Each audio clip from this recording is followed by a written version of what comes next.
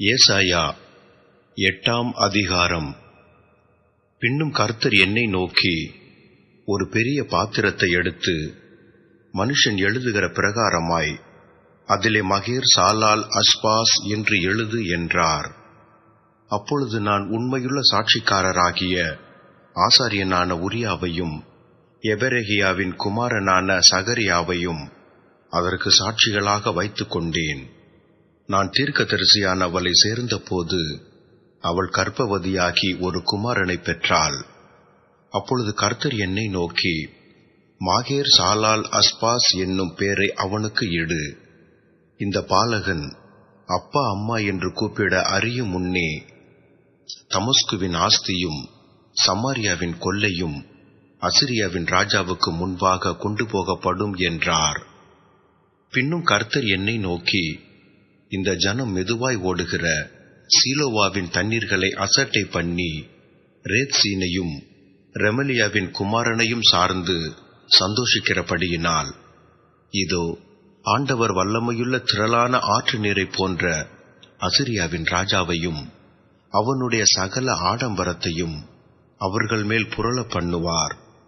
அது அவர்களுடைய ஓடைகள் எல்லாவற்றின் மேலும் போய் அவர்களுடைய எல்லா கரைகள் மேலும் புரண்டு யூதாவுக்குள் புகுந்து பிரவாகித்து கடந்து கழுத்து மட்டும் வரும் என்றார். இம்மானுவேலே, அவன் செட்டைகளின் விரிவு உமது தேசத்தின் விசாலத்தை மூடும். ஜனங்களே, நீங்கள் கூட்டங்கூடுங்கள், முறியடிக்கப்படுவீர்கள். தூர தேசத்தாராகிய நீங்கள் எல்லாரும் செவி கொடுங்கள். இடைக்கட்டிக் கொள்ளுங்கள், முறிந்தோடுவீர்கள். ஆலோசனை செய்யுங்கள், அது அபத்தமாகும். வார்த்தையை வசனியுங்கள், அது நிற்காது. தேவன் எங்களோடு இருக்கிறார். கர்த்தருடைய கரம் என்மேல் அமர்ந்து அவர் என்னுடனே பேசி, நான் இந்த ஜனத்தின் வழியிலே நடவாதபடி எனக்கு புத்தி சொல்லி விளம்பினதாவது, இந்த ஜனங்கள் கட்டுப்பாடு என்று சொல்கிறதையெல்லாம் நீங்கள் கட்டுப்பாடு என்று சொல்லாமலும், அவர்கள் பயப்படுகிற பயத்தின்படி நீங்கள் பயப்படாமலும் கலங்காமலும் சேனைகளின் கர்த்தரையே பரிசுத்தம் பண்ணுங்கள். அவரே உங்கள் பயமும் அவரே உங்கள் அச்சமுமாயிருப்பாராக. அவர் உங்களுக்கு பரிசுத்த ஸ்தலமாயிருப்பார். ஆகிலும் இஸ்ரவேலின் 2 கோத்திரத்துக்கும் தடுக்கலின் கல்லும் இடறுதலின் கண்மலையும் எருசலேமின் குடிகளுக்கு சுருக்கும் கண்ணியுமாயிருப்பார். அவர்களில் அநேகர் இடறி விழுந்து நொறுங்கி சிக்குண்டு பிடிபடுவார்கள். சாட்சி ஆகமத்தை காட்டி என் சீஷருக்குள்ளே வேதத்தை முத்திரையிடு என்றார். நானோ யாக்கோபின் குடும்பத்துக்கு தமது முகத்தை மறைக்கிற கர்த்தருக்கு காத்திருந்து அவருக்கு எதிர்பார்த்திருப்பேன்.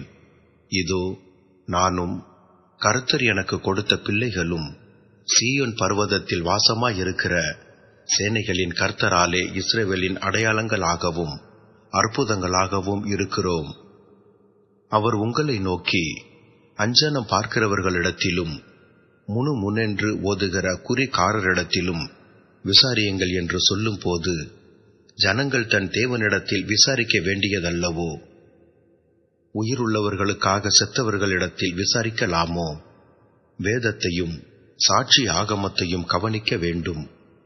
இந்த வார்த்தையின் படியே சொல்லாவிட்டால் அவர்களுக்கு விடியற்காலத்து வெளிச்சமில்லை. இடுக்க நடைந்தவர்களாயும் பட்டினியாயும் தேசத்தை கடந்து போவார்கள். அவர்கள் பட்டினியாய் இருக்கும் போது மூர்க்க வெறி கொண்டு தங்கள் ராஜாவையும் தங்கள் தேவனையும் தூஷிப்பார்கள். அவர்கள் அண்ணாந்து பார்ப்பார்கள், பூமியையும் நோக்கி பார்ப்பார்கள். ஆனாலும் இதோ இக்கட்டும் அந்தகாரமும் இருக்கும். இடுக்கத்தால் இருள் அடைந்து அந்தகாரத்திலே தள்ளுண்டு அலைவார்கள்.